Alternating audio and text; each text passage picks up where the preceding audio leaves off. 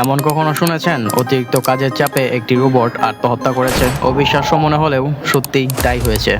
দক্ষিণ কোরিয়ায় গুমি সিটি কাউন্সিলে সরকারি কর্মী হিসেবে কাজ করত এই রোবটটি, কিন্তু অতিরিক্ত কাজের চাপে আত্মহত্যা করে সেই রোবট। গত সপ্তাহের বৃহস্পতিবার বিকেল 4টে নাগাদ এই ঘটনাটি ঘটে। ঘটনাটিকে দক্ষিণ কোরিয়ার প্রথম রোবটের আত্মহত্যা বলে গণনা করা হচ্ছে। কাগজ ডেলিভারি থেকে শুরু করে সাধারণ মানুষের প্রয়োজনীয় সমস্ত তথ্য জানানো যাবতীয় কাজই করত ওই রোবট। সকাল 9টা থেকে সন্ধ্যা 6টা পর্যন্ত কাজ করত ওই রোবটটি। এমনকি লিফট ব্যবহার করে বিভিন্ন ফ্লোরে ওঠানামাও করত। ক্যালিফোর্নিয়ার বিয়ার রোবোটিক্স নামক একটি সংস্থা এই রোবটটি তৈরি করেছিল। প্রসঙ্গত, দক্ষিণ কোরিয়ার রোবটের ব্যবহার বহুল। প্রতি 10 জন কর্মীর জন্য একটি করে রোবট বরাদ্দ থাকে।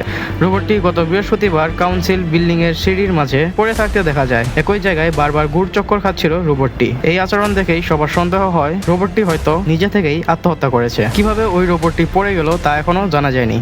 তবে সিটি কাউন্সিলের অধিবাসীদের কথায় অতিরিক্ত কাজের চাপেই আত্মহত্যা করেছে রোবটটি।